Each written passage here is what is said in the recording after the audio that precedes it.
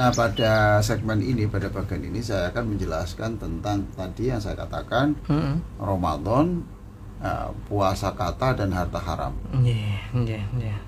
Ramadan, puasa kata dan harta haram. Nah, gitu. Begini ya. Kalau orang berbicara puasa Ramadan, pasti pijakannya adalah surah Al-Baqarah. Surah Al-Baqarah ya Prof ya. 183. Gitu. Al-Baqarah 183. Nantilah tahun depan tuh kalau Ramadan ya ini lagi ayatnya. Ayatnya sama sejak ya. zaman Nabi ya ini. Tapi walaupun ayat ini sudah saya baca enggak tahu berapa puluh kali yang setiap Ramadan, Mas. Banyak sekali ya Prof ya. Selalu ada yang baru gitu loh. Selalu ada yang baru. Nah, ini ya sekarang 183. A'udzubillahi minasyaitonirrajim. Ya ayyuhalladzina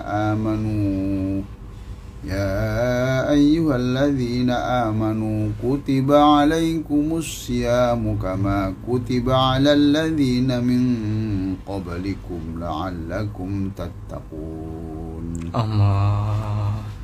Hai orang-orang yang beriman. Nah, kata Ibnu Mas'ud ya, Ibnu Mas'ud itu sahabat Nabi yang sangat pintar Quran. Sangat pintar Quran. Sampai dia pernah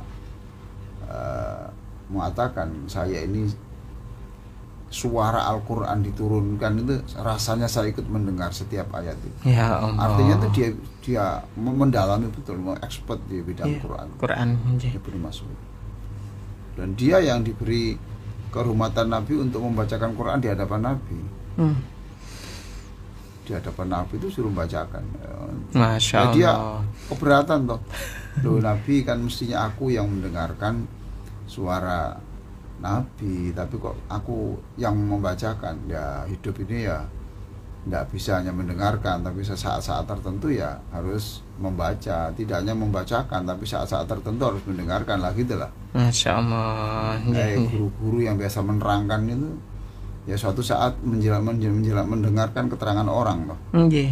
Yang biasa menasehati ya jangan kebal dinasehati gitu. Sama lah. Beliau mengatakan ayat kalau sudah dimulai ya ayyuhalladzina amanu itu ada sesuatu yang penting yang bagi orang yang beriman. Jadi sebenarnya ketika ada ayat ini ya ayyuhalladzina amanu, itu kita harus bertanya, saya ini beriman apa enggak? Ya Allah. Gitu. Kalau saya beriman berarti saya kena panggilan ini. Kalau setengah iman berarti kan panggilannya samar-samar. Nah itu, hai orang-orang yang beriman. Nah kita akan beriman. Dulur dan Victor, ini puasa kan kewajiban agama. Prof. Masih banyak di antara kita ini yang puasa tapi sholatnya bolong-bolong. Ya toh? Bahkan ada yang sehari tidak puasa, sholat sama sekali itu ada, tapi puasa dia. Gitu. Nah, orang seperti ini jangan sekali-kali mengatakan sesuatu yang membuat dia tidak bersemangat. Contoh ya, sholat itu kan ibadah yang utama. Nah, yang utama saja tidak, kok yang kedua tidak utama. Nah, ngomong begini kan tidak betul. Ya Allah. Ya justru dibalik. Alhamdulillah, sekalipun kamu ini belum bisa sholat 5 waktu, tapi kamu sudah puasa. Jadi katakan kalau meninggalkan sholat itu dosa. Nah dosa, kemudian kalau kamu tidak puasa ya tambah banyak dosanya. Yang kedua, saya yakin dengan puasamu itu nanti, karena orang puasa itu kan menjadikan jiwa kita itu sedang terbuka untuk diberi cahaya. Mudah-mudahan dengan kamu puasa hari ini atau sebulan ini, nanti cahaya Allah itu diarahkan ke hatimu, lalu kamu bisa sholat apa itu 5 waktu. Masya Allah. Yang enak-enak lah yang ngomong. Itu sedekah begitu itu. Oh, termasuk sedekah guys, seperti apresiasi. Ya, jadi jangan mengecilkan semangat orang. Ya itu. Masya Allah. Mama lagi ada juga yang sholat, daripada sholat tidak ngerti ya lebih baik enggak. Nah, sholat kok seperti itu. Ya Allah. Jadi jangan begitu. Sholat itu ya sudah sah. Tapi andaikan itu mengerti ya tentu lebih baik. Nah, itu ya. Masya Allah. Diwajibkan kepadamu berpuasa. Nah, puasa itu artinya, arti asalnya ya Mas. Iya. Menahan diri dari tindakan sesuatu. Dari tindakan sesuatu ya Prof. Ya. Dari melakukan sesuatu itu menahan diri untuk melakukan sesuatu. Jadi mestinya dilakukan tapi tidak. Itu dia namanya puasa. Makanya Nabi Zakaria di dalam ayat-ayatnya itu dikatakan, aku puasa bicara. Ini puasa berbicara ya Prof ya, enggak ngomong ya. Aku puasa bicara, jadi Nabi Zakaria enggak berbicara sama sekali. Karena ada tanda-tanda bahwa istrinya itu hamil di luar dugaan. Nah, itu untuk ya bisa saja itu maknanya adalah supaya doamu terkabul ya jangan banyak bicara lah. Kan lama belum punya anak. Nah, diwajibkan kamu berpuasa. Nah, ini tadi yang saya katakan, puasa jangan hanya meninggalkan makan dan minum, walaupun makan dan minum itu juga perlu. Paham? Dan pada ayat berikutnya nanti diterangkan ayyam ma'dudat, pada hari yang sudah ditentukan. Nah, sekarang ya itu sebagai hari-hari yang sudah ditentukan, sama dengan saya itu, kata Allah, aku itu tidak menyuruh kamu puasa sepanjang tahun loh. Ya toh? Ya hanya hari-hari itu. Ya Allah. Setahun berapa hari? 360 toh? Iya, 360. Oke. Sekarang dipotong 30. 330-an. Berarti kan 330 toh? Iya. Kan sama dengan Allah mengatakan, kamu itu saya suruh puasa tidak lama kok. Kamu kan setahun saya beri hidup 360. Iya. Sudahlah sekarang 30 saja. Nah, 1 dari 12 itu berapa persen? Ya, kan gitu kan? Iya. Hanya sekian persen. Sama dengan mengingatkan gitu. Masya Allah. Nah, di sini diterangkan puasa itu sudah sejak zaman dulu sebelum Islam turun itu ya sudah ada puasa. Sudah ada puasa ya Prof ya. Cuma caranya tidak selalu seperti kita. Ada yang mulainya itu tengah hari. Iya. Ada yang boleh puasa dan puasa tapi boleh minum. Puasa tapi boleh minum. Minumnya enggak boleh makan. Oh, makan saja. Ada yang puasa itu mulainya tengah malam. Ada yang macam-macam lah gitu. Ada begitu. Macam-macam caranya. Tapi yang jelas bahwa puasa itu sudah dilakukan oleh dulu. Sekarang kalau kita teliti lagi ya itu dulur pintar ya. Bahasanya coba, wahai orang yang beriman, ya. Terus diwajibkan. Oke, stop. Diwajibkan. Itu bahasanya tidak Allah mewajibkan loh. Artinya bagaimana, Prof? Nah, diwajibkan toh. Oh, diwajibkan itu ya. Artinya itu walaupun umpamanya saya tidak nyuruh puasa, kamu itu pasti akan mewajibkan dirimu untuk puasa. Oh. Paham toh? Jadi dengan akal sehat, kamu itu nanti sudah bisa mewajibkan kamu puasa itu. Itu filosofi dari kata diwajibkan. Iya. Ini pakai naibul fa'il ini Prof ya. Jadi kalau ditanya mamanya, apakah Allah mewajibkan puasa? Gitu. Ya jawabnya kalau menurut ayat ini tidak berbunyi itu. Kita sendiri. Iya. Jadi kalau seorang dokter mengatakan ini harus puasa sekian hari, loh, kok puasa? Kan Allah tidak menyuruh saya berpuasa. Tidak menyuruh berpuasa untuk menjelang operasi. Ya ini harus dilakukan, loh. Berarti puasa itu diwajibkan, gitu loh. Nah di dalam Islam kemudian diatur, ya secara rasional itu puasa, iya. Ya kemudian sekarang diatur, iya secara rasional, ya sekarang agama datang untuk ini loh cara puasa yang baik. Masya Allah. Malam harus berbuka, nggak boleh diteruskan sampai malam tidak, nggak boleh loh gitu loh. Ya Allah. Itu ada cara-caranya. Jadi ini dalam ya Pak ya kalimatnya ya, ini diwajibkan loh. Diwajibkan. Jadi kalau apakah Al-Quran itu Allah menjelaskan, Allah mewajibkan? Jawabnya tidak. Tidak dalam arti redaksi bahasanya loh. Iya, Prof. Yang ada kalau diwajibkan. Artinya sekali lagi bahwa secara ilmiah itu ya, secara budaya puasa itu ya sudah menjadi tradisi. Menjadi kebutuhan keilmuan, kebutuhan kesehatan. Masya Allah. Contoh sederhana umpamanya gitu ya. Sekarang kalau kasihan toh, pencernaan kita itu selama ini kan siang kerja, malam kerja, betul toh? Dan itu berlangsung selama 24 jam dan itu selama setahun loh. Ya Allah. Ya toh? Jadi perut bekerja siang dan malam.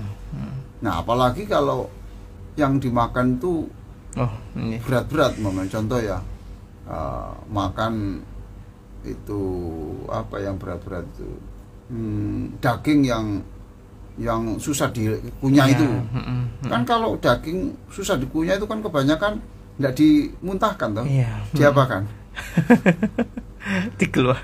ditelan toh, langsung lek. Daging untuk tahu campur, nah, itu kan ada tetelan masuk. Lah kan pencernaan kasihan. Aduh, kamu kasih itu kayak wong kamu sendiri gigimu loh. Gak kuat tuh kamu serahkan saya itu loh. Ya Allah, astagfirullah. Itu berlangsung sekian. Nah, ini mesin ini kan harus apa? Harus istirahat juga toh. Maka apalagi kalau siang ya makannya banyak, kemudian malam juga makan yang berat-berat. Itu pencernaan itu sampai perut itu terasa panas, sampai ketika ke toilet itu ya terasa panas loh. Ini apa anus ini ya? Yang keluar lo kan kalau cabai 10, 20 kan berat ya. Sekarang kalau yang pedas itu ya, pedas itu coba sekarang usapkan di mata. Panas. Itu diberikan khusus. Situ toh. Ya makanya diwajibkan. Kamu tuh dengan berpikir sendiri itu kamu bisa tahu bahwa itu sesuatu yang wajib. Masya Allah. Iya toh. Luar biasa Al-Quran ini. Jadi kutiba alaikumussyam itu saja sudah memberikan pelajaran sekian banyak. Diwajibkan kepadamu puasa. Maka Islam juga gini. Alhamdulillah bagi yang sudah sering puasa Senin Kamis ya, puasa Kamis, kemudian nanti itu kalau belum biasa Kamis ya Sya'ban ini puasa, betul? Sya'ban puasa bertahap ini loh. Nah kalau tidak puasa sama sekali ya Senin Kamis tidak, Sya'bannya tidak, sampai Ramadan ada kekagetan. Maka puasa sunnah itu sebenarnya membuat supaya kuat ketika nanti terjadi kewajiban itu tidak berat. Masya Allah. Kutiba alaikumussyam, kewajiban pada kamu puasa. Lah puasa yang baik kan puasa ini ya Mas ya. Puasa otak dari pikiran-pikiran yang tidak baik. Terus bawahnya otak ini mata. Hati, mata, mulut, telinga, oke. Bawahnya lagi kan hati. Bawahnya lagi kelamin, bro. Perut dulu toh. Perut, iya toh perut. Perut. Terus di bawahnya perut. Nah iya toh. Jadi ini total. semuanya ini Prof. Puas total loh. Masya Allah. Loh kalau Nabi Isa alaihissalam itu juga memerintah, dalam Kristen itu ya ada puasa juga ya. Nabi Isa itu memerintahkan puasa dan pesannya silakan kamu puasa, tapi rambutmu tolong diminyaki dan disisir yang bagus. Bahasa yang kayak mungkin yang bebas, mulutmu jangan sampai kelihatan kering. Ya. Ekspresimu supaya tidak kelihatan kamu puasa. Supaya kamu itu memang puasa itu hanya untuk Allah. Ya Allah. Gitu. Jangan terlintas gitu. Nah, itu kadang-kadang ya ada sesuatu yang kadang-kadang susah kita tolak, umpamanya puasa Senin Kamis ya, terus disuguhi orang. Mau ngomong puasa nggak enak. Gitu. Ngomong tidak puasa kok tidak diminum, ayo. Mau diminum untuk menghormati tamu, wong tamunya juga tidak tersinggung kalau tidak saya minum, tuan rumahnya kan lebih baik saya puasa. Lah ini yang ngomong gini nih, padahal siapa ini? Isa, Yesus ya. Itu katakan puasalah kamu dan percikan minyaknya di rambutmu. Dan kalau sekarang mungkin ya kan zaman itu kalau puasa kan kusut. Iya kan. Puasa haram. Nah, tidak korupsi itu puasa namanya. Termasuk juga. Loh, ini kan gini toh. Orang puasa itu yang halal saja tidak dimakan. Iya. Tapi halal apa enggak? Halal. Enggak dimakan. Soto halal. Halal, enggak dimakan. Walaupun punya duit. Toh? Jus alpukat halal, tapi tidak dimakan. Apalagi yang haram, gitu loh. Masya Allah. Ini pribadi Muslim itu kayak begitu. Ya. Ngomong banyak boleh toh, ngomong banyak boleh. Tapi dalam puasa jangan banyak bicara, perbanyaklah zikir. Berarti puasa bicara. Sampai Nabi mengatakan kalau kamu dipancing-pancing orang untuk sampai kamu mengeluarkan kata-kata yang baik, tahan. Ya Allah. Tuh. Katakan dalam hatimu, aku ini puasa. Masya Allah. Masya Allah. Kalau saya ngomong begini, nah supaya, aduh, nanti tersinggung gimana ya? Kasihan orang kalau sudah tersinggung itu kemudian bisa terjadi pembunuhan segala tuh. Ya Allah, hanya persoalan kecil, tersinggung itu bisa bawa pisau. Ya Allah. Ya Allah. Dan itu yang membunuh kadang-kadang itu tidak menyesal juga itu. Saya puas saya karena dia itu ngomongnya berkali-kali itu melecehkan keluarga saya. Tidak apa-apa saya masuk penjara.